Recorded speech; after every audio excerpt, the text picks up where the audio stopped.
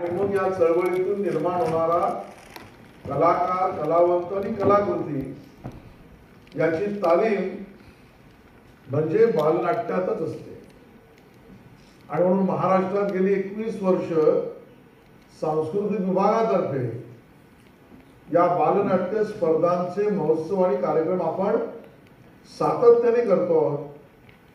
राज्यातील 10 सेंटरवर 350 पेक्षा जास्त बालनाट्य, यातून आपण बालमनावर संस्कार करण्याचा प्रमुख हेतू सुद्धा साध्य करणार आहोत। आणि म्हणून एवढ्या मोठ्या प्रमाणात होणाऱ्या या बालनाट्य स्पर्धेला, त्यात सामील होणाऱ्या सर्व स्पर्धकांना, त्यात सामील होणाऱ्या प्रेक्षकांना आणि या नाट्यांसाठी आणि बालनाट्य महोत्सवासाठी संपूर्णतः काम करणाऱ्या आपल्या सर्व समाजातील स्तराला माझ्या खूप शुभेच्छा आहेत। आपण सगळेजण या बालनाट्य स्पर्धेला शुभेच्छा देऊया आणि महाराष्ट्रातील ही नाट्य आणि नाटकाची चळवळ पुन्हा या तालिमीतून उच्च स्तरावर नेण्यासाठी प्रयत्न करूया।